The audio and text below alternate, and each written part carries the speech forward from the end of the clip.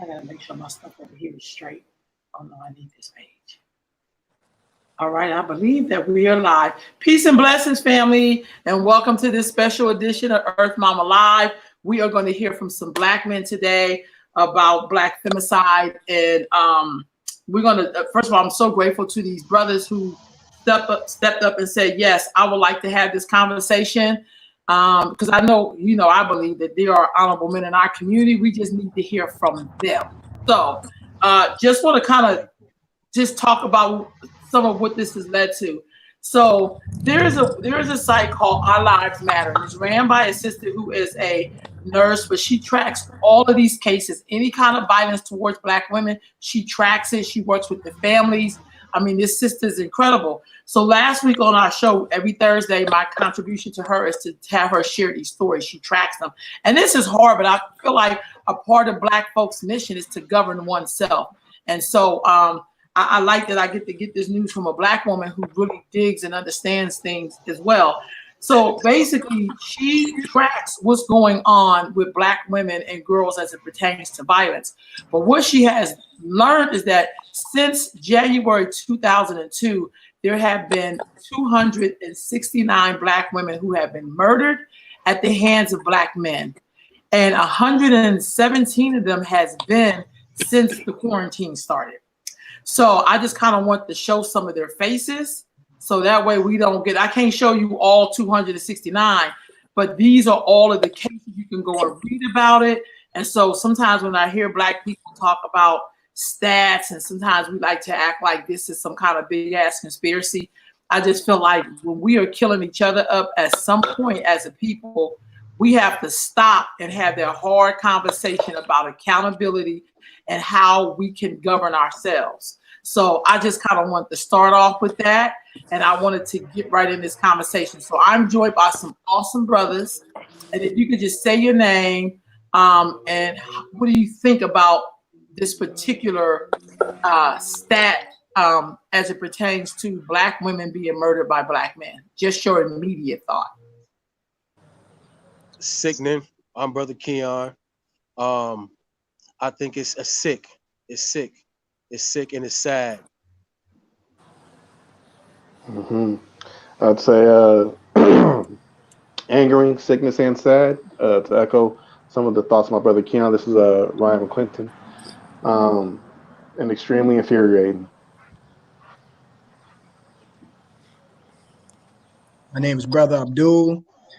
Whenever you, Sister Rolanda, told us about that, I immediately went online and started researching some things to see what was going on in different communities.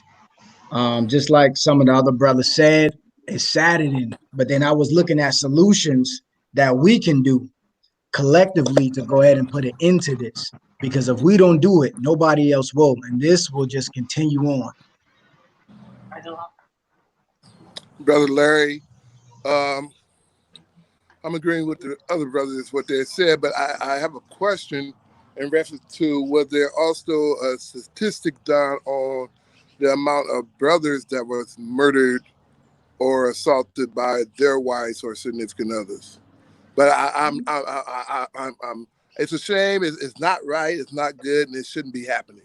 But I just want to know, was there also a statistic done on the amount of brothers that was murdered by their wives? So my answer to that is that I don't know, because sister specifically, which I really love, is that she is really worried about because I'm the same person. I'm the same way. I want to know what's going on with Black girls and women, because that's something that's in my sphere. Right. And maybe there's a brother out there tracking. There's got to be somebody out there tracking how many times Black men get killed by the police. So I hope there's somebody out there tracking if it happens on the other side. Right. But when it comes to death, so I'm not even talking about domestic violence. I'm talking about bloody death. Reading a lot of these cases, and because I read over a lot of them when she sends them to me, and I think to myself, this is really ridiculous. Like, I know we fall out with each other, we don't want to be with each other no more, but when you decide to take another human being's life, it's not worth it. It's like, dude, let her walk out the door. My God, like, go see one of mom's couches and shit. Like, but you don't take a life. You just don't do that. That's not good. So You yeah, don't have the right to do that. yeah, You you have just no don't. jurisdiction over that. Yeah. So when you hear those kind, and you guys are black men that I respect, that I see as righteous brothers. When you hear something, I always say this is not all black men doing this. But Right. when I see, but this mine's got you. When I'm watching something like paternity court, I believe women. When women lie about stuff, I'll be like, oh my God, why you didn't just say, because I'm taking her word for it. So you know what I mean? And I feel some kind of way because it's like, hey, I'm a woman. Like if you did something wrong, just be honest about it. But when you hear something like that, Abdul talked about solutions. What are some of the things we can do to curb this? What are black men doing with men and boys around this particular issue? Like, what can we do? Yes, ma'am. Just to touch briefly on that, right before this call, I'm a behavioral therapist, and I was talking to one of my clients, and his mother came inside the room. And immediately, whenever his mother came inside the room, he questioned her and asked her what was she doing inside his room. But the manner in which he questioned her, it was almost as if he was the adult and she was the child. So immediately I corrected him. I said, look here. I said, let me ask you a question. I said, sometimes, we think we made it as young boys. We think, we just the stuff. I said, who paid for your lights? He said, my mother. I said, who paid for your food? He said, my mother. I said, who paid for your shelter? He said, and as I was continuing to go down the list, then after that, he came to realize that, man, I really do need my mother. And so I taught him, I said, look here. I said, if you don't respect your mother, then who will? If you don't respect your sister, then who will? And I had to get him to understand that people literally look at us to see how we treat one another. And then that's how they treat us. Because they see if I disrespect my mother, my auntie, my sister, my granny, whoever, then they know, okay, cool. That's how I can treat them. But I'm not going to treat them like how they treat them. I'm going to treat them much worse. So you have to set up a fetus program first. It can't be, you can do something with an older man, but see, a child is more so like a sponge. That child will soak in a lot of the things that you are telling them. And so this is why it's called kindergarten. It's a kind of a garden. A garden is a cultivation place where you're able to cultivate something and grow something into what it's supposed to be. So you have to cultivate that young black male a certain way. So whenever he grows up, he know that, man, I was taught by the best. I was taught to open the doors for the young ladies. I was taught to elevate and respect the black woman. I was taught that she was the mother of civilization. I was taught that this, I was taught this. So when you put her on a higher pedestal, anybody around them, they will correct them if they see that or hear them disrespecting the black woman. So a big key component is having a fetus program or a youth program for the young boys at a young age. Okay, so you're saying start with the young brothers. Okay. I want to veggie back on that, and I'm absolutely in agreement with that. But before we get to programming, it starts at the home programming level. So there's levels to it, right? How do we, curb it, stop it, end it? For most part, it starts at home. If there's a dual parent home, then it starts with the mother and the father. If it's a situation where the child is with his mother, then it starts with the rearing of the mother, how the mother is raising that child. If it's a situation with the father, it's how father models protection of any woman around him, whether it be daughter, mother, grandmother, and realize as part of that fetal program that he's talking about, part of your duty, right? And when I say your duty, your moral obligation is to protect this, right? It's about the protection of this, our women and our children. So it does start that early. Once it gets past that, and because the earlier you get them, children are still like clay, they still moldable. And it's true, once they get a certain age, it becomes more difficult. That's when there's different measures and levels of how to, stop the problem as it's happening and how we dealing with those. But it definitely starts early. And it definitely takes a village, because the child may not get that at home. And that's when it moves on to the programs and so on and things of that nature. Brothers in the community to model that. So it's multi-tiered, but it definitely starts early. It starts early as possible.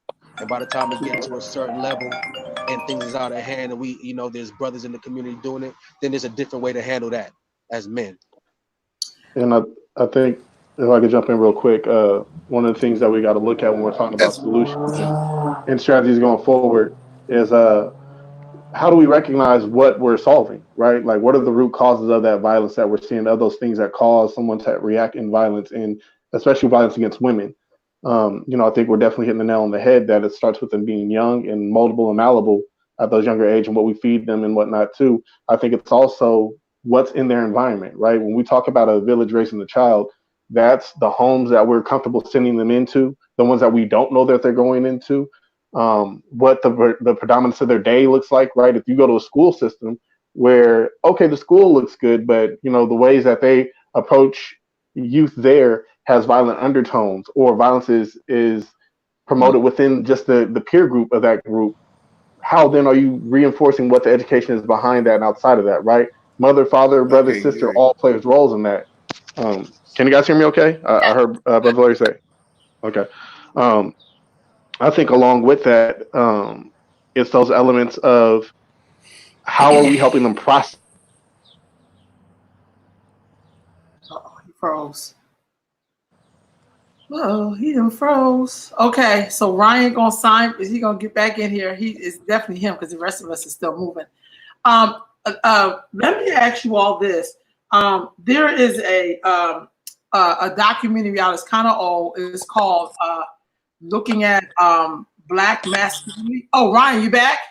Yeah, sorry about that. I was wondering what happened. I seen it go black, and I was like, "Wait, hold up! Did I lose everybody? What's going on?" I'm not sure where it left off, but and violent environment is school. Right. So like the school environments, the peer groups that our youth are encountering and whatnot.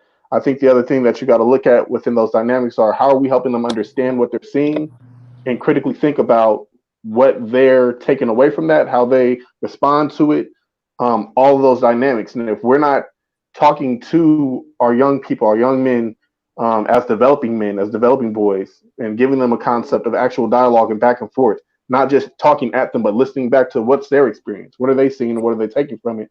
I think we do a disservice in trying to plan programs and solutions to address the need if we don't, one, know what the need is, like I said, the root causes, two, understand what their experience is, and then three, really make sure that we're intentional about every environment that they're coming into and out of, that there's a space for them to process what that experience is, but also what's being fed into them in those environments. Right. Can you hear me? Yep, I can hear you. Okay.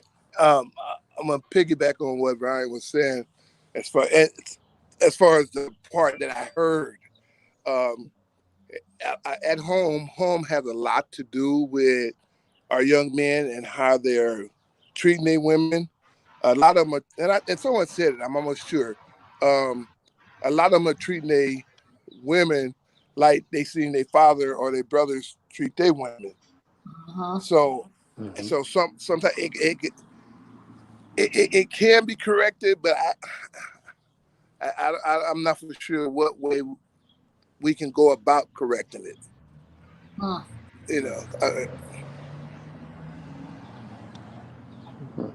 I think no, go ahead, Ken. I was gonna say it's pretty valid because a lot of times you see children go out in the community and they get the work and they go home and they get unworked. They get undone by what, but that leads back into what Ryan was talking about in terms of their everyday, what are they processing every day and how they take those in terms of programming. So everything, I think, everything the brothers have to say is all valid to some extent.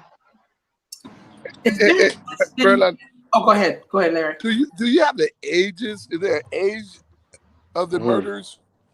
I don't have that part. I just know the oldest person that was murdered was like 72. One guy killed 5 Black women at the same time, and one of them was a grandmother. And I think the youngest was a teenager. Like, that's a long range. And I think some of these were around domestic violence, a lot of violence going on. And what I immediately thought of, to be very honest with you, I feel like because we never have a chance to debrief or talk about the traumas that are happening in our community. I was talking to some elders on Sunday, and one elder was saying we never debriefed anything. We didn't debrief the Vietnam War. We didn't debrief the crack era. We didn't debrief. She was pointing out all of these traumatic things that has happened to Black people, and we never talk about it, even though we keep seeing the outcomes of it all. You know, if you don't have your father in your home, I'm not, you know, but we know fathers really do have a role. But if you don't know what a father really does, I hear a lot of sometimes young men when I get a chance and women, I don't need a dad. I'm thinking to myself, I don't even think y'all know what a dad really does.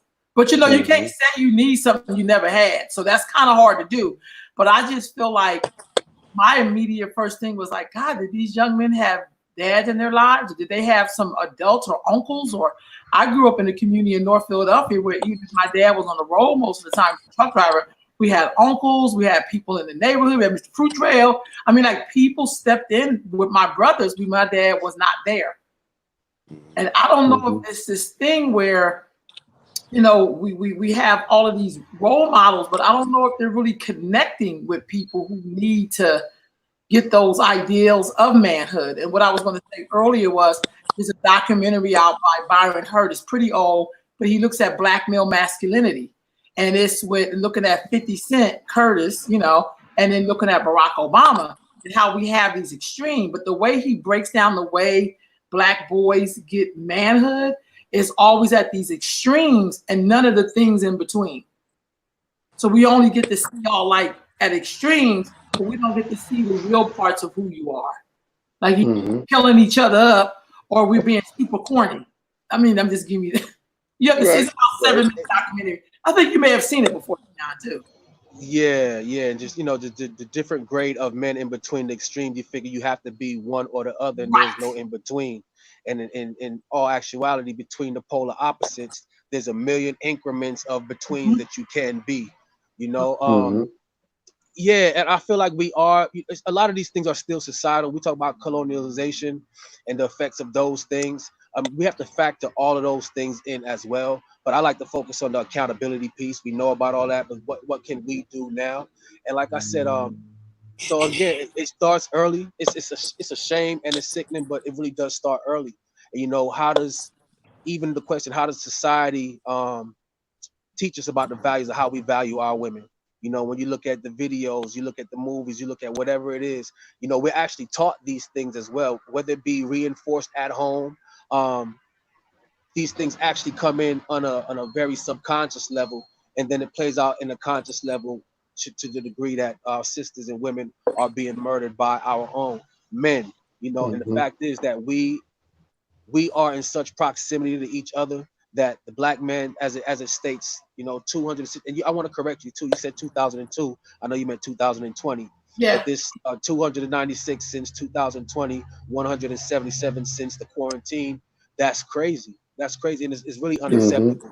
When you ask about things that we can do about it, you know, we all know that there's brothers in our community who, you know, there's different levels of existence for human beings. You know, you got some people whose vibe and frequency is so low. You know, we can pretty much identify those. I think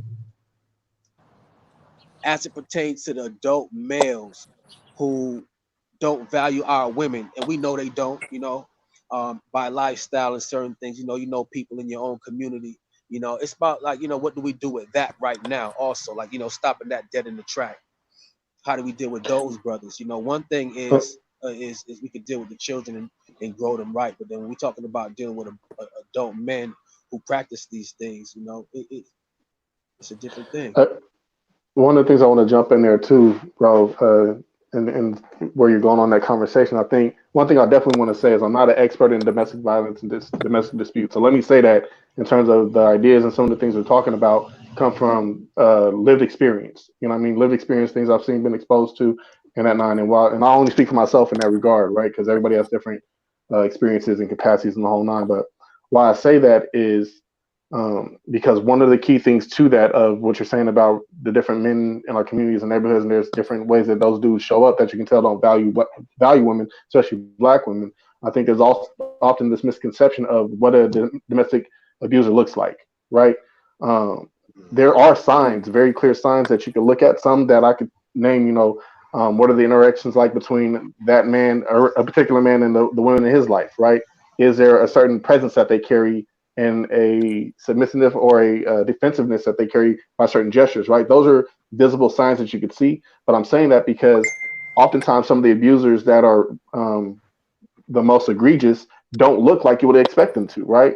Mhm. They're pastors, they're doctors, they're lawyers, they're teachers, they're folks who seem like everyday good, well-intentioned people who have challenges with dealing with their own emotions, their own communication or lack thereof, the ways that certain triggers and traumas that they've experienced have been encountered. So it's I really want to dive a little bit into, just from everybody on this call, Yeah. what are some of the signs or symptoms of an abuser that you can identify with, that you can call out? Because I think that's a big thing that has to be had in this conversation about when we're talking about solutions. How do you even recognize that it's happening in the abuser and possibly the victim? That's a That's Question. real. man. That's a very valid point. That's excellent. I want to touch on a couple of things that we was talking about. I know in my era, because I'm 26 years old, so I'm the youngest of this call right now. But just growing up with the youth, and y'all probably heard it, but there's two type of men.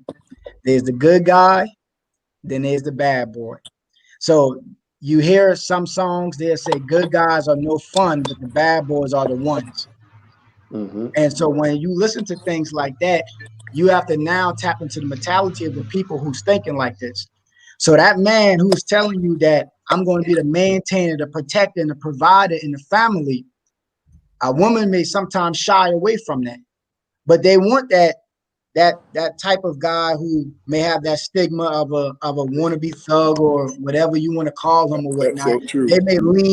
They may lean so close to that guy because that may be a person that they've been around all their life. So they, even though they know the outcomes, they may still want that instead of the man that's really going to provide for them and show them what a real man's look like.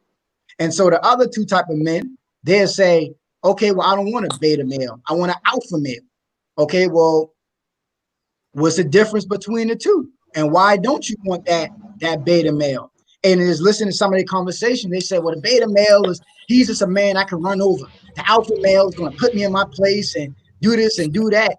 But then you really got to know your wants and you got to know your needs to see if that male that you say that you want will be able to complement you as a woman.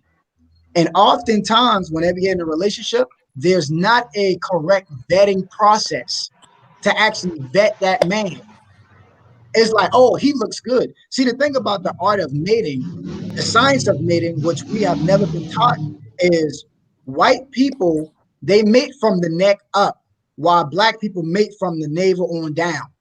So we mate based off our lust and our sexual desires. While a white person, they say this. They say, oh man, Jimmy down the street. Oh, that's a lawyer. I think that'd be good for you. They want their daughter to marry a lawyer, but then their daughter is a doctor and they understand the whole science of mating. So whenever we see somebody and they got nice rims or whatnot, they got jewelry, whatever the case is, then we end up going for that person, but not really knowing what's inside that man's head. So it got to be a thorough vetting process to see, is this man really crazy? How many people talk to the ex-wife? How many people talk to the ex-girlfriend? They may say, oh, I don't want to talk to them, but those are the people that's going to be true to you. What happened in your relationship? Oh, well, we left because he got abusive. He got abusive? Now you're finding out something about the male that he never disclosed to you. So I think it got to be a proper vetting process as well, too, along with that. I hear that. I just want to be very clear to say some white people, because white people is not a monolith. And I think like black people are not a monolith. So not all white people is marrying up. Some of them are doing ghetto stuff too, but I don't really care what they do. Right. But I Right. some of them are gutter. I've met some hero. But I just feel like you have made some really valid points. But I also know too that it's I get the thing with the women, but I really think we should focus on men, because what I do know historically in our community, we get all the responsibility. And so I don't know no woman that's, because women, we're taught to give people a chance to have opportunity. I'm pretty sure when you get with somebody and he gives you the story about what happened to him, women tend, some, not all, tend to be nurturers, and we're gonna try to heal you back to health or be your peace and all that crap. But I also think I just know men respect men. Like if I'm dating somebody and he has to come meet my brothers and stuff like that, and if he ain't right, my brothers would check me for that. That ain't gonna do with my mama. That has something to do with the other men that he know he would have to interface with. See, That has nothing to do with the women. That's what I've always done. My brothers are kind of crazy, and I have a lot of people who love me. But you know what I mean? Like it's something very, very different when men talk to each other. When men, you know, even when I'm watching Judge Mathis, and a woman was on there, she had been abused, and the first thing Judge Mathis said, "You got a dad? You got brothers?" Immediately, that's what he said. He didn't say, "Did your mama teach you?" He was like, "No, where your brothers at? Where your daddy at?" And so I think we got to hear more of that, because usually when you get in trouble, people say, "Where your mama at?" But really, I'm from old school. They be like, "Where your daddy at?" I taught in high school. I'm here to now. Oh, you sound perfect. You sound perfect. Cool. So I taught high school males from freshman to senior, and it was one of those classes where predominantly most of the boys in the classroom did not have a father present, right? And if they had some kind of male figure present, it may not have been, you know, we had different grades of man present, but the predominant attitude of most of my students is "fuck a bitch," right? That's the predominant attitude that prevails in that demographic of young men. And my question was, outside of men like myself and other brothers like myself who show up in their lives, whether it be in some kind of program or classroom setting, you know, outside of the home, you know, again, what is the predominant mind frame, mindset in their communities? But like I said, you know, it's a thing where it starts early, and not necessarily blaming, you know, any one particular thing, but you know, a lot of it they get from the music. You know what I mean? The music that they listen to, it reinforces that. Again, society reinforces that. So if it's not for, you know, outside brothers and outside sources who come in and teach them the difference, and again, Mike, you know, like Brother Abdul said, you know, in the home, and he's asking the young brother, you know, who pays for your rent, who pays for your food, and you know, give them that mindset to rethink things. It's a prevalent mind frame. So, you know, it starts there as well. Yeah, and I'm also curious too about, again, like when we go back to the number of the cases that we're talking about for this specific conversation, but even historically, what are the demographics of those cases, right? How many of those homes were homes that the income was over 150K, right? It's we do have this natural assumption that black folks who struggle, and I mean a lot of it is valid too. Don't get me wrong. That black folks who struggle, who are low income and low poverty, are the drivers of particular statistics, especially where it comes around violence, right? But just because that's happening and getting reported one way or another in the hood doesn't mean that it's not happening in black middle class and above that. You know what I'm saying? And it's that part of, again, I go back to in a lot of what you're saying, Keon, about the environmental factors of what's informing the violence that we're seeing, right?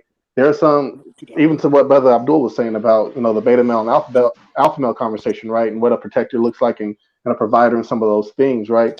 There are brothers who are making great money, you know what I mean? And by all surface area looks, are the black man you'd want to be for your family, making sure your kids are in the best schools. They want for nothing or need for nothing and only want, and even then those are met.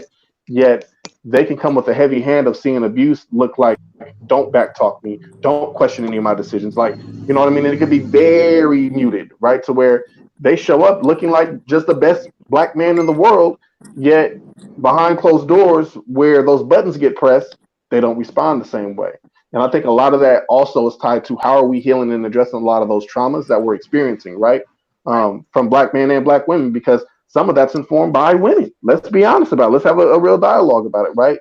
That some of the nature of how you need to handle a woman comes from homes that are broken homes and broken teaching, right? And I'm not pointing the blame at a black woman or a black man. I'm saying the environment that they came up in having such a big impact that as a teenager, thankfully for intersectors like Brother Keon teaching at the high school level, right? But even in college and post some of those years where you're figuring a lot of it out, what's the space that helps you deal with the traumas that you have to not get on a path of abusing?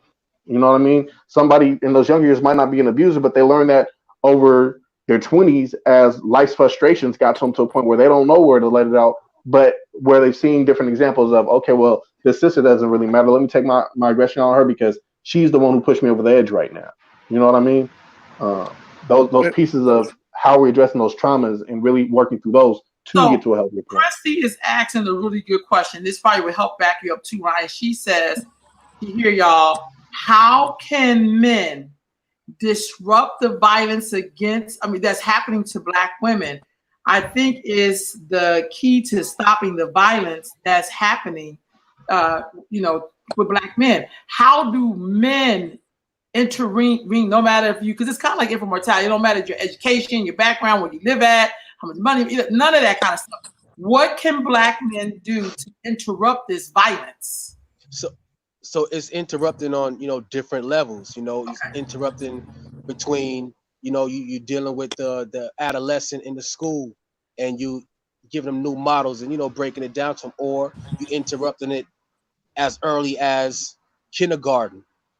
There's different ways of interrupting it. I don't think there's any one answer, but it's actually just dealing with, Black men demographic. Really, it's a whole societal issue because, like, again, the blame not falling on any particular one outside of the men who's doing it. We pointing at how mothers raise their sons and how society does this. It's so many, how Black men show up for Black women. There's so many ways we pointing at it. But I think just disrupting it starts on a movement, if you will. I don't have any one particular answer, but it's a thing that, I know here on the north side, we have a couple of men's groups. And one of them is called like a prayer circle where we meet and we talk about different issues amongst the brothers. And sometimes they do bring up, how do I deal with my woman if my woman is doing this certain thing? And I truly feel that is that's a great point there, or a program there, and it needs to be more programs like that. But some of them, I know, sis, you say you didn't want to talk about it, but some of them say, well, my girl like to get beat. So if you hear a brother say, well, my girl like to get beat, what can you tell him? My nigga, you ain't gotta be no. Yeah, you ain't gotta be the one to like to beat her. I was about to say, right? I think she like to get beat. Accountability speaks to. It's kind of like when I hear people say that they gotta hit the police, I say y'all don't hit the police, and why don't you hit the police? Why don't you do that? And so I think then immediately the person restrains themselves because they know there's a consequence when you hit a cop. Or if you not like I've never seen a brother hit a cop before in my life, but I'm just saying, immediately. So why doesn't that apply? I mean, and so I'm not gonna say in some cultures, but in some, like I said, to some people, I'm gonna say to some people, I mean, they accept it. I mean, I see smiles. I'm just going like, because if the cop was to shoot somebody, if I was a cop supporter and say, well, what did that guy do? Immediately, y'all would think that something's wrong with me doing that. Right. But I think cops do things right. I'm just saying if I was that person. So I think we got to, instead of listening to the reason, like we know that there's an issue in our community with cops killing people, you know what I mean? I probably need to rethink that thought. Right. So, Sister Rolanda, excellent point. I'm with you on that. For every action, there's an opposite but equal reaction that happens and that takes place. So if a man knows that there's a whole village behind a woman, and just like what you said, the men, the Judge Matthew, he asked, well, where was your father? Where do you have any brother? See, if that man knows that there's real men that's willing to stand up and go to bat for that young lady or older woman, whatever the case is, and they're willing to give their life for her, or that man, he's gonna think twice about putting their hands on her. Because all she got to do is say, I'm gonna call Abdul. The moment you think about raising your hand, I'm gonna call Abdul. And if he know that Abdul, Keenan, or any other brother is serious about what they're saying, that man is gonna think twice. There's always there have to be a consequence for putting your hands on all black women. That's why in 2015, Minister Farrakhan, he said, I want 10,000 men and women. But he said men first, to go in a community and make it a safe and decent place for all people to live at. Now, what do that entail? He said, I want y'all to go out there in the worst communities and clean the community up. If you study what happened in Mayfield Mansion and what we're doing inside the Bluff right now, Sister Rolanda, you took a trip to the 10,000 Fairlands house. I literally stopped a guy from shooting a black man and a black woman. I was literally in between the crossfire. So you got to be willing to put your life on the line to save your people at the end of the day. Absolutely. We can't just say, oh, go ahead, my brother, go ahead. That's leading to that point, right? Because in any extreme, so we talking about how do we disrupt it, and I didn't get to that level, but it's gonna see. The thing is, it's gonna cause blood either way. It's gonna take blood either way, because when we do show up in those droves, it's gonna take movements and things of that nature, just like that, to happen. A group of us, because I'm sure individually, I could speak for myself. Like you said, you intervene between, gunfire. I've intervened in situations that I'm aware of. Have I jumped to every situation that I ever heard of? No. You know what I mean? Some things I'm in proximity to, some things I'm not in proximity to, but we definitely take care of our own until the mentality becomes, group that we are in good hands, our own, we belong to each other. And how do we show up for the other? Some people's not willing to risk their life for Keisha down the block who might end up go messing back with bruh. And now your children is fatherless because you didn't jump in. When you're dealing with our demographic on a certain level, it could turn into another whole other crime. Now I'm facing murder. You know what I mean? It has a way of exploding because we are so layered. The other day, up in Michigan, the young brother, hold on, pardon me real fast. He told people put the mask on. The lady spat on him, went back and got her husband and her brother. They shot the brother. You know what I mean? Sometimes you start to deal with the ignorance of our own, and sometimes getting in certain things, it has a way of exploding. Am I willing to put my life on the line today? I didn't wake up thinking I'm gonna die today for Keisha somebody else leave or whatever. You know what I mean?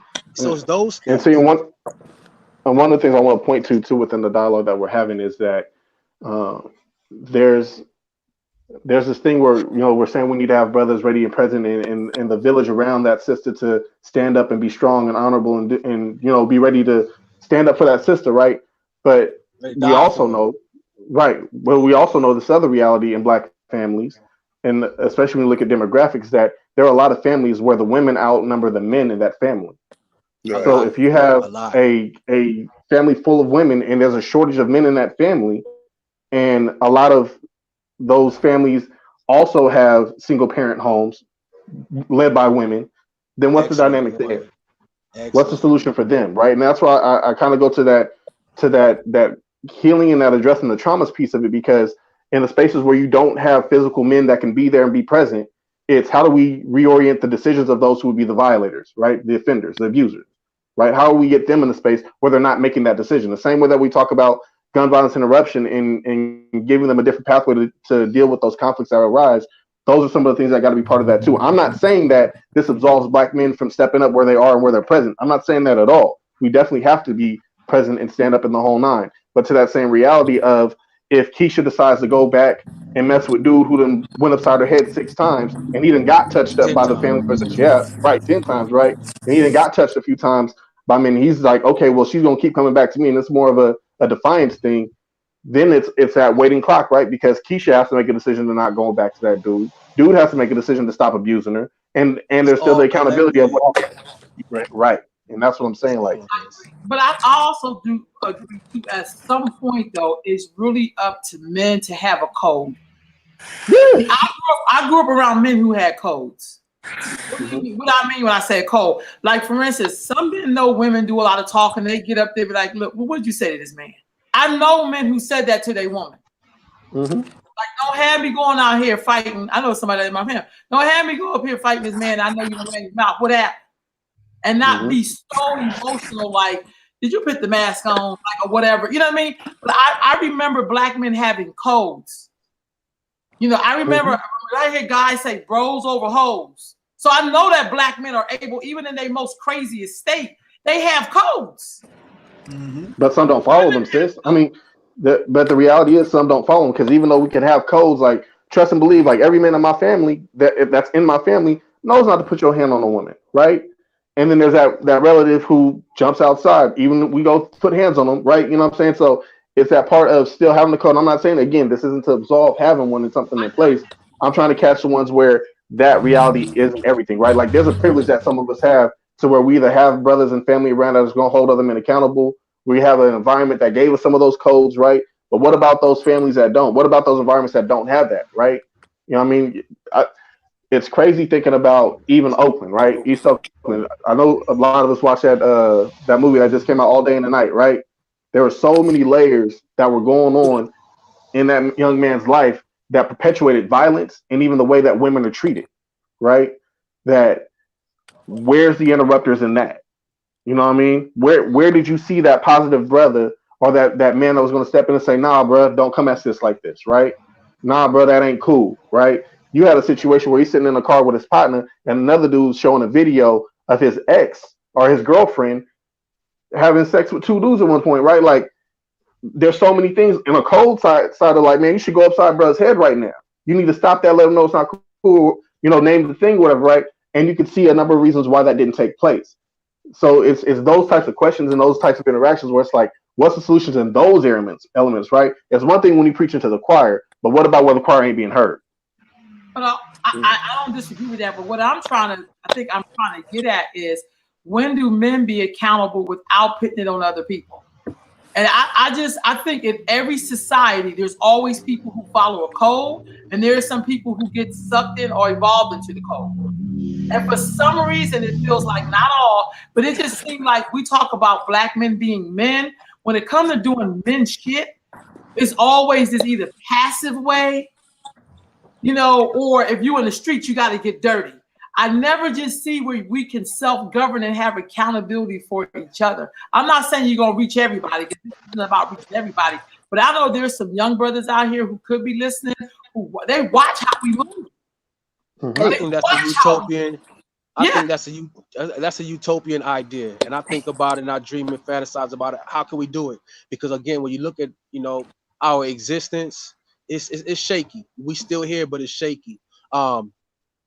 Society often outweighs the individual, right? You could have 10 good brothers, you know, and 100 bad brothers. Who's gonna have more influence over the children coming up under that? You know what I mean? And when I say 100 bad brothers, it don't matter if you're on the street, if you're the doctor who going home and beating up on your, you know what I mean? If you're the lawyer who going home, you know, you could have 10 good brothers and then you have 100 bad brothers, plus society, you know, perpetuating a certain way of thinking. And, you know, how does that really weigh out? I don't know how to be accountable to the brothers who's murdering, you know, our sisters, because that's not me, that's them. You know what I mean? But how can we be accountable to each other is the question. Again, you know, it starts with utopian ideas. Can we as a collective really rear a whole generation of children to learn a code? Even if we did establish a code, you know, it ain't gonna work on adults. Can we establish a code and bring up a whole generation under that code? You know what I mean? Things like that.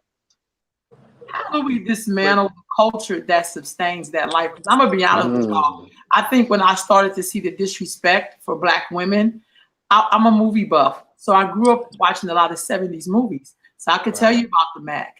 I could tell you about Peter Hardaway. I could tell you about all the ways in which I seen these black movies. When it came to women, we were just like somebody you sleep with, but it was never no kind of, the most valuable woman in there would be the white woman.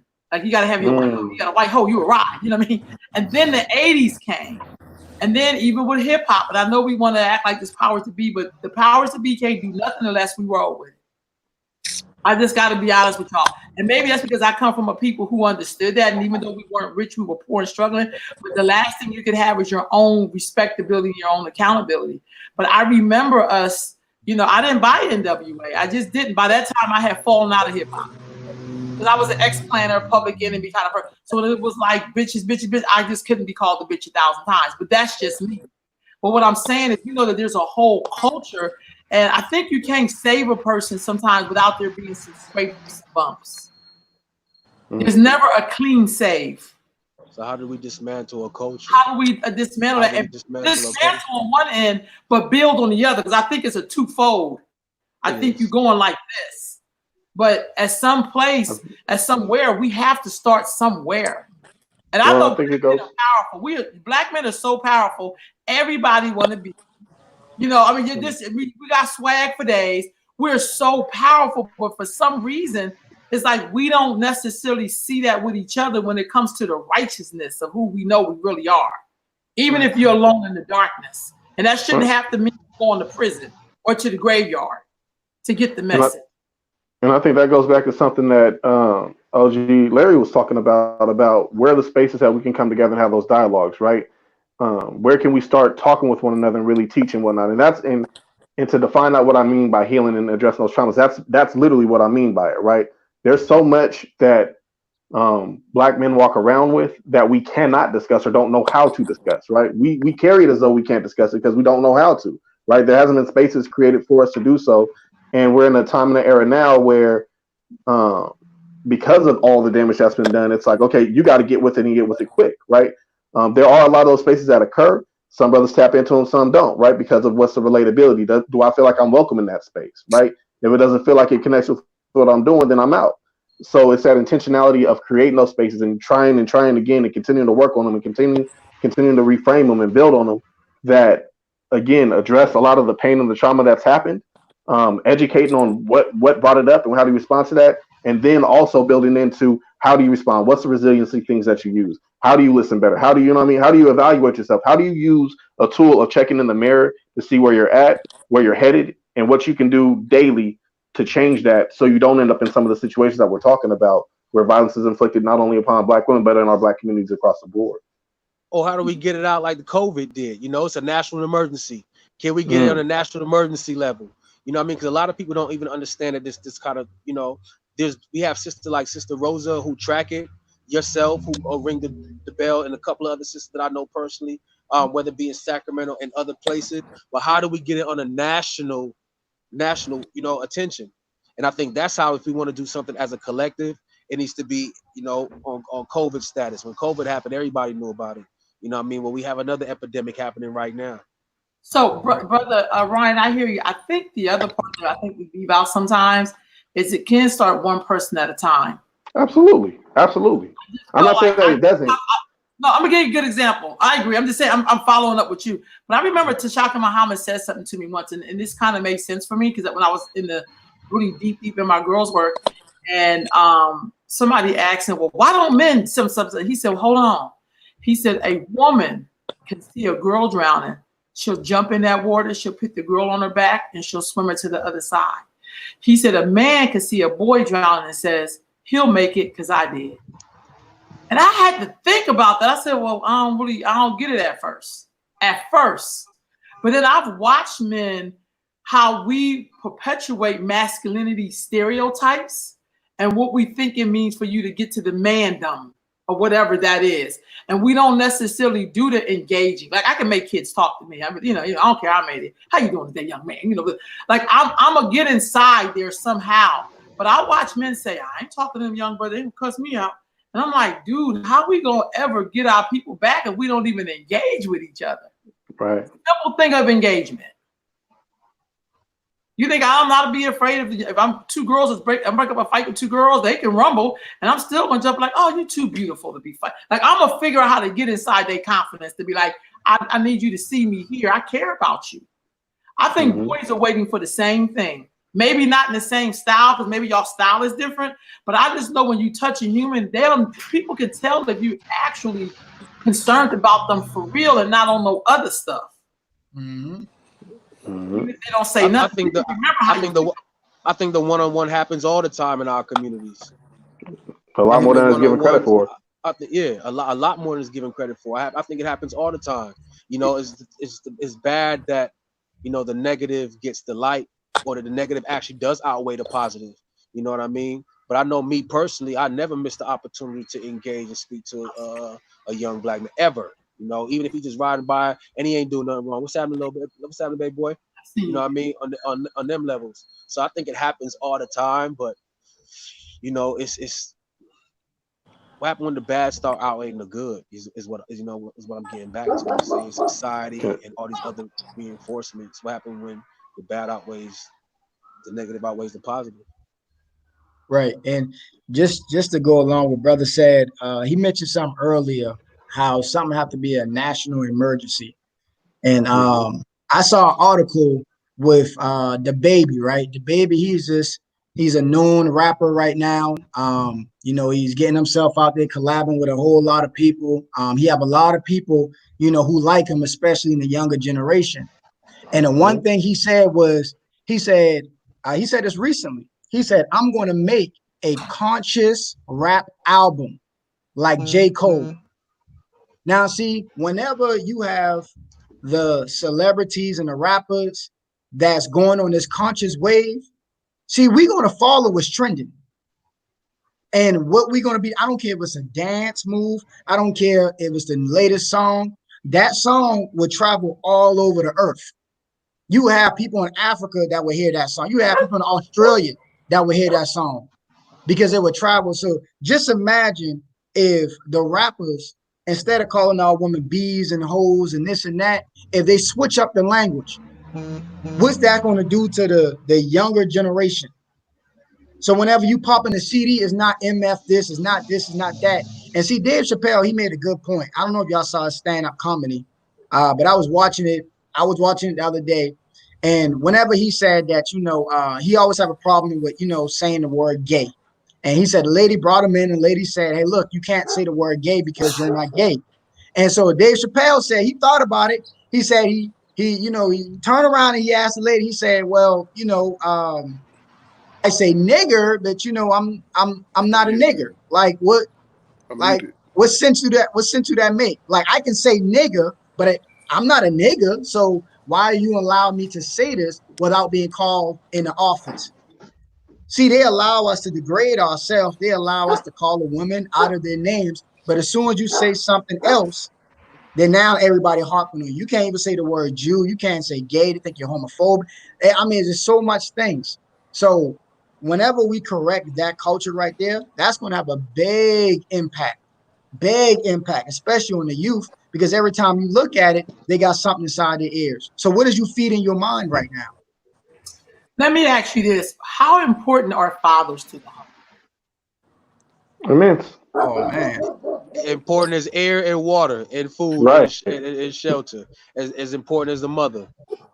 But explain it. What does he do? Because, I mean, I'm just being honest with you because I feel like, see, media, y'all was willing to tell me how important a father is, but I'm not hearing why is a father important? Like, why?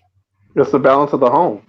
I think, like and it's the balance of the home. So literally, how are the children raised? How are they fed? How are they taught? How are they educated? What's the presence of their scene of masculine and feminine energy in both? Because let's be clear, men and women carry both masculine and feminine energy. It's one's more dominant in one than the other, right? And I think that's where a lot of conflict goes into too, of how do we match those energies at times, where if a woman comes with the masculine energy, a man can't match that with the masculine energy, right?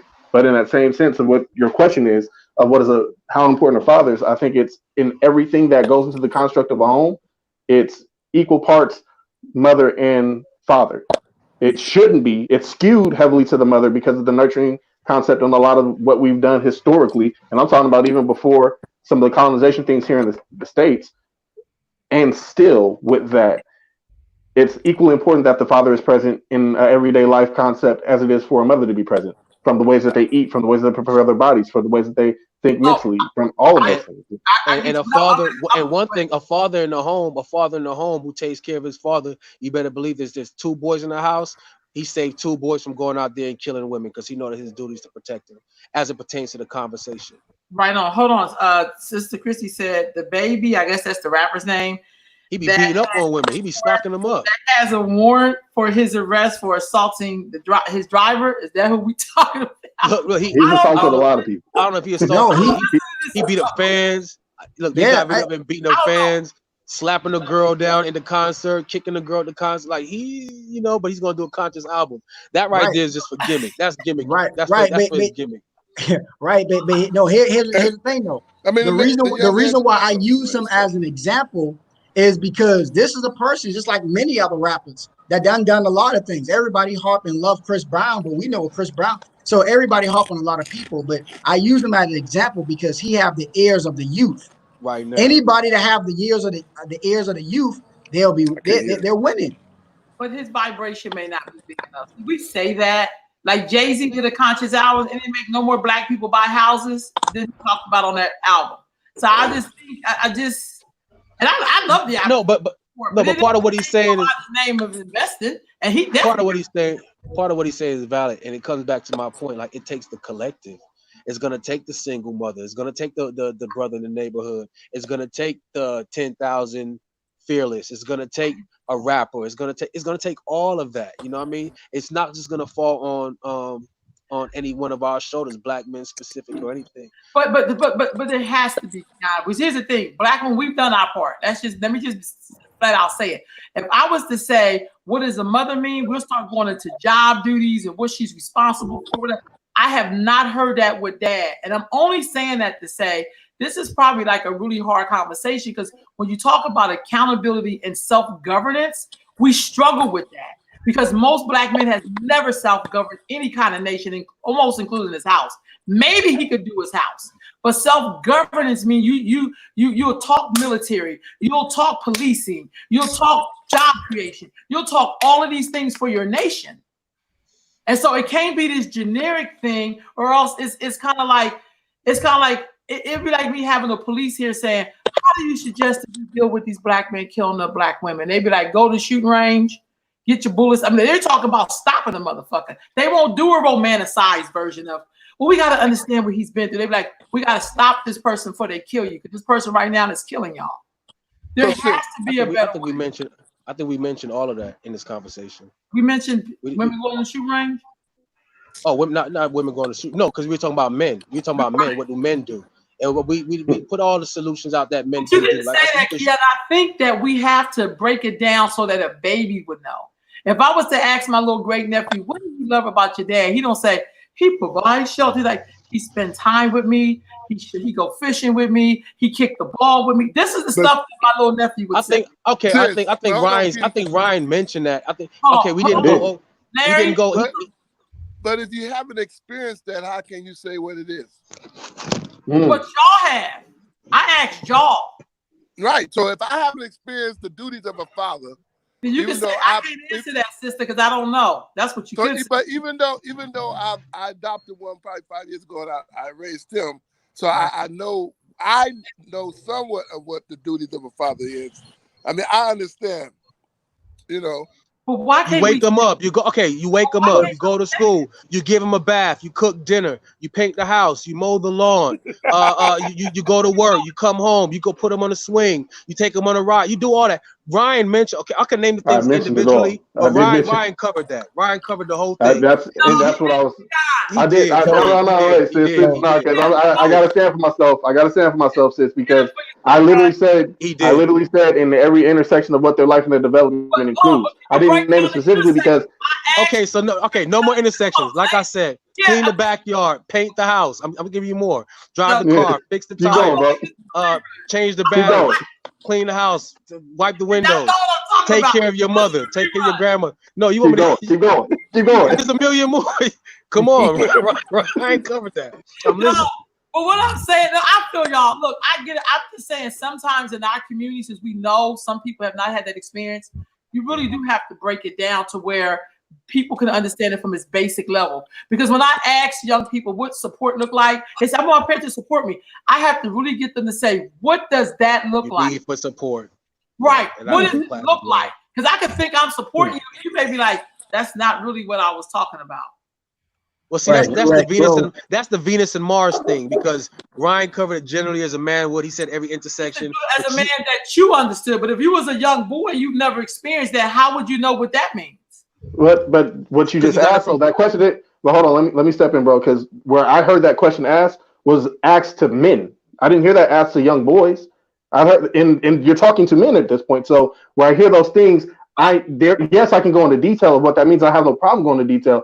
I heard the question and I responded in, okay, it's a wide question, so I'm going to try to cover the net as much as possible. Within that, it literally means spending time talking through what those experiences are, showing you how to cook what we can cook, showing you how to take care of yourself, showing you how to be self-sufficient, showing you how to provide, doing all those different things in a number of ways. The reality that I'm blessed, and I say this all the time, I'm blessed that my father was a part of my life. There's a lot of quote unquote men skill sets that my dad didn't teach me.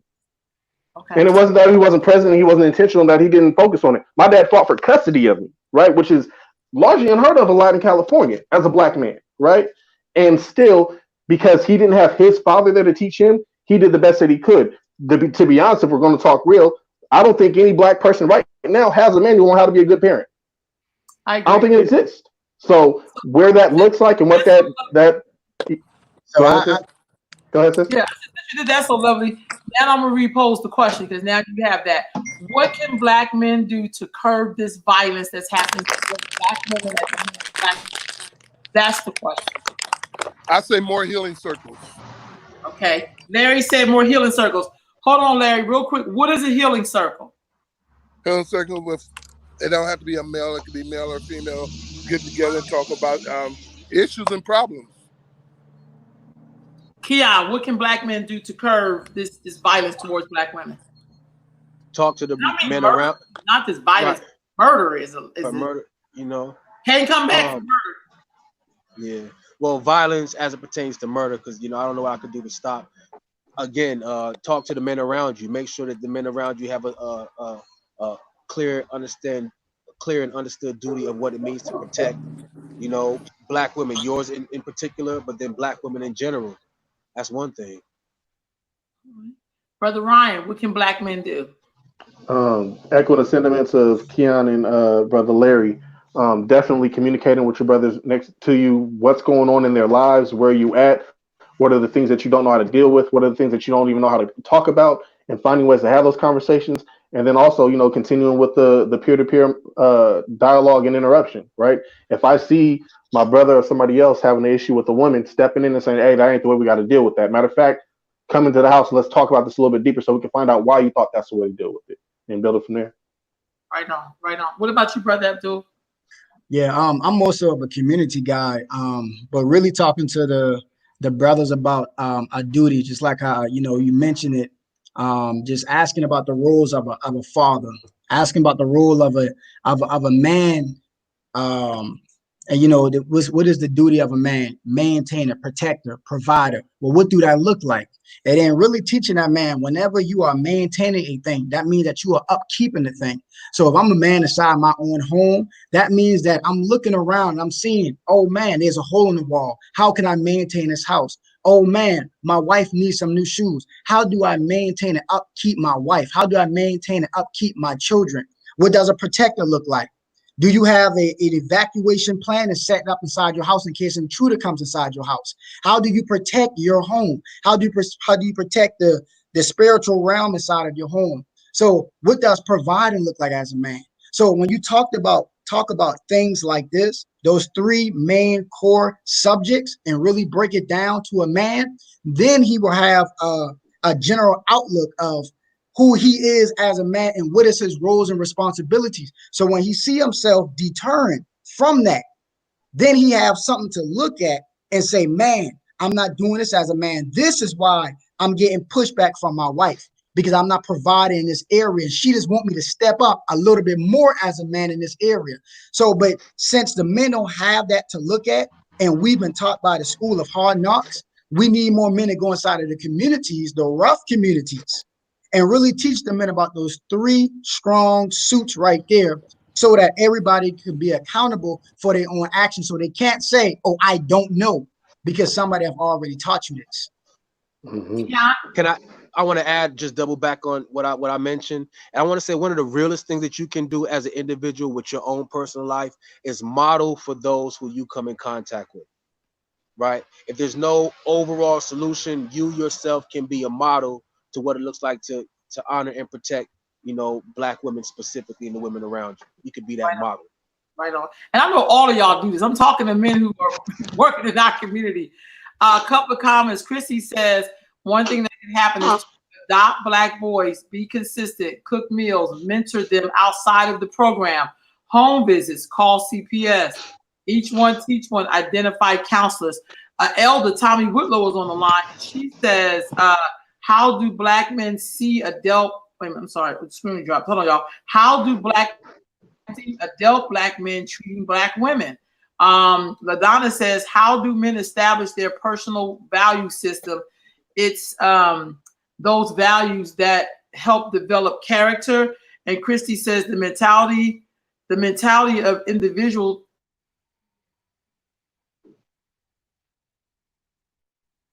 I'm just reading some of the comments, y'all. Put my damn glasses on because it's kind of small. And that's to give y'all some feedback.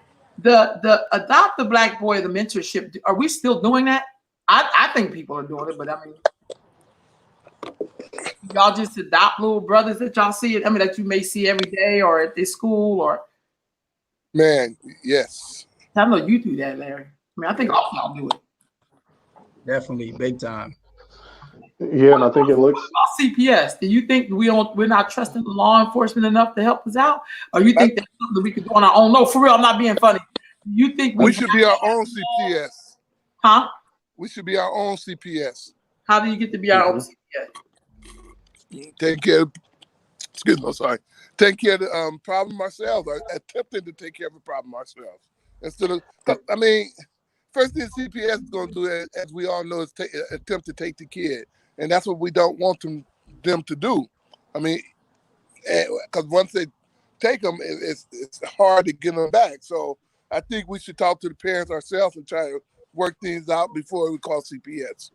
And I think it's folks who are skilled and knowledgeable in that, teaching and educating how to do so, right? Like that, it's one thing to have the great intention of a good brother down the block who's like, you know what, I'm gonna come in and I'm gonna save all these babies in these houses getting beat up, and his answer to going and saving those kids is I'm knocking everybody else out in the house and leaving. And you know what I mean? Like, while that looks helpful on one side, it creates a whole other slew of issues on the other, right? So who are those folks that can come in and educate brothers and have those dialogues like, this is how you navigate that, this is how you carry it, this is how you know what I mean, do all those different skill sets that it takes to do exactly what Brother Larry's talking about and what you're asking that question towards. And then again, continuing to have the conversation at some point where it's men and women, right? Because it's still a collective impact that happens. I'm not passing the buck. I'm saying that I agree. Yes. And bringing up good hands. I'm sorry, say it again. I was just agreeing with you. No. I was just saying, just bringing in those skilled folks who can train and develop and walk us through those conversations and develop those skill sets that a lot of us may not have as we need to have them currently. Do you think we need to have more men groups? Because this is what I do know. This has been my background, even coming, I worked for a Black Women Agency for like 25 years. They did amazing things. But there's so many Black women organizations, Black women's groups. Do men do the same thing? Is it Kate? Because I think we definitely need to do the collective. I do. But I also think we're sharper once we sharpen each other up. So when we get together, we know like we're bringing something to the collective for real.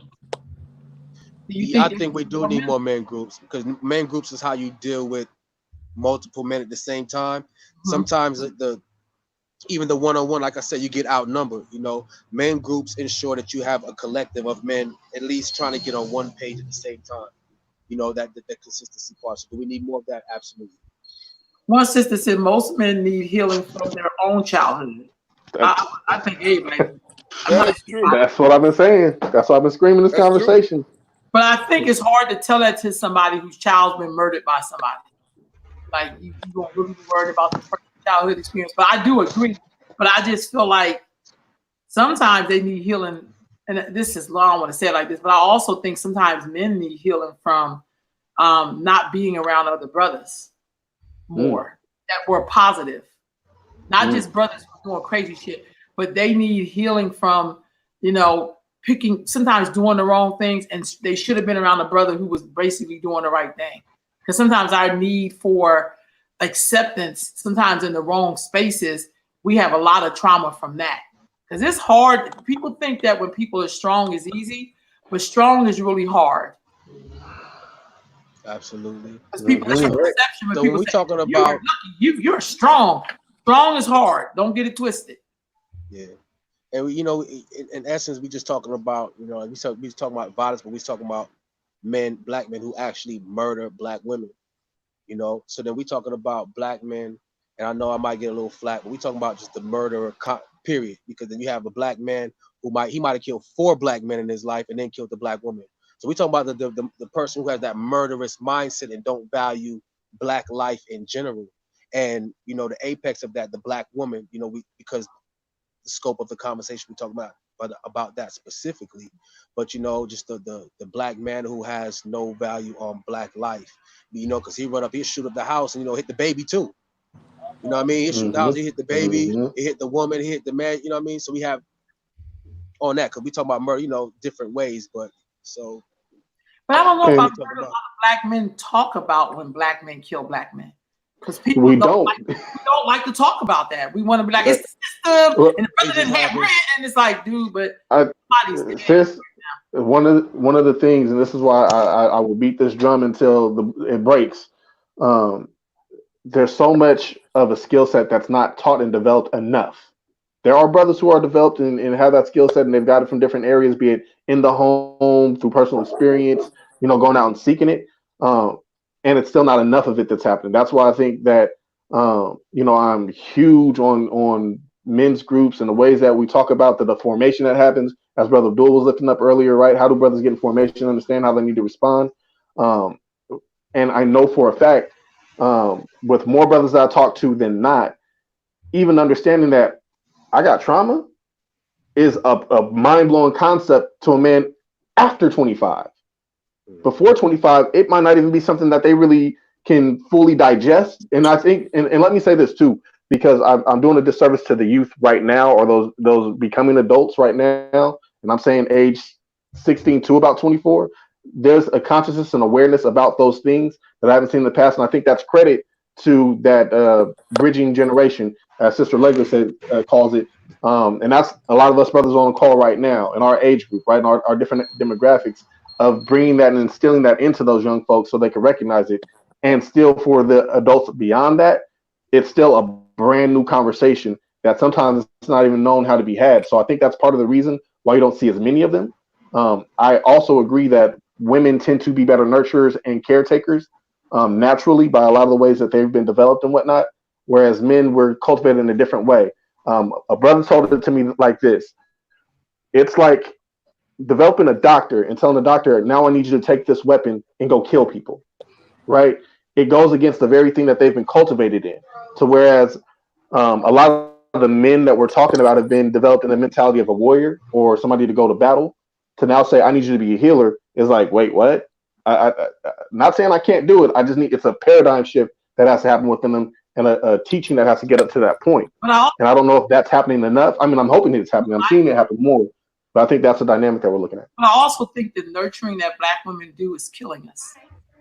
So it's sometimes we're nurturers because that's all we can do. But at the same time, we're nurturing is killing us. It's killing us. And I think that that's one of the reasons why we're dying like this.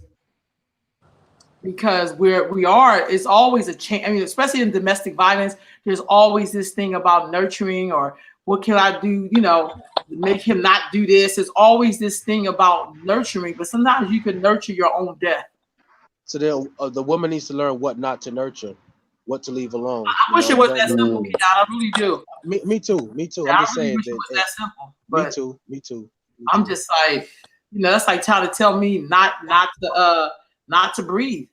When I know it would be hard for me. It's hard for me to not help my enemies. I mean, like if I see it like, it is full of bottled water. I mean, I mean, you know what I mean? Because I don't want to see anybody dying of thirst. So I would be like, I would tell you, do not, if you know that, you know, if you not give him that bottle of water would make him die, and he's not gonna, give him that bottle of water. That's what women do. We're life givers, honey. We're not life takers. I understand. If you have to take your life, that's like breaking a rule. But that's a whole nother story for a whole nother time. But I'm right there. As we do the wrap-ups, tell us what y'all want us to know before we wrap this up. This was a great conversation. Let me just say this, Ryan. I will say this. In the 80s, there was a lot of gang war and a lot of death around drugs when the crack era was heavy. And there were people talking about this stuff, taking it to the streets. And so I think one of the things that we don't do well is that we don't do history well. You know, we don't reach back and say, did this happen before? One of my childhood friends was murdered by a black boy when she was 9 and I was 8. In the house directly behind where we live. And the young man who killed her played basketball with my brothers. So this is not some new phenomenon. It really isn't. But I think what could be new is we have a different approach to how we're going to solve it or how we're going to deal with it. You know, because we have all of this technology. Yeah. And I'm not saying none of us on here have the answer, but I remember that. So when people, I'm a history person, so I always look to say, well, we killing each other up. Yeah, we were doing that in the 70s, partly when drugs hit certain big cities. We definitely did that during the crack era of the 80s. Bodies was rolling in the street. We definitely did that gang warring. Yes, a lot of people, we call it gang banging, but back in the day it was gang warring. So there's a lot of documentaries out about it if we care to look at it. But I think when we don't deal with the energy, you know, however we want to do it, if we don't allow people who get good doctrine and good teaching to be able to go touch people in a way that's, you know, however that they can do it, I think now we just don't always use the history that's at our disposal to help us with a better formula. It may not be the same formula, but you have to start somewhere. And we keep trying to start things like if it's happened right now, when we know this has probably been going on for a minute. When we looked at the Grim Sleeper, that black man who killed all the women in LA. When we looked at Unseen, when that black man killed all those women in Ohio, and people protected both of these black men, that says something about the formula in our community that, you know, I don't think one black man speaks for all black men, but I think it takes black men to check black men at the end of the day. Yeah, I agree. That's So all. I don't know if we're gonna have some kind of drop squad, niggas suit up in all black at nighttime and just go, you know, go wipe them out. I don't know. You know, it takes something like that. So in the case, We come tapping on doors and everything. hey, bro, come on, we working tonight. Hey, Uh, David Banner at the Black Power Award said in the 70s, I love David Banner. He said that a pimp moved into their neighborhood. This was in the 70s. Where he from? Georgia somewhere? And he said, he's from Mississippi. Mississippi. I can't remember. I don't know why I thought Georgia. Maybe because I seen him last.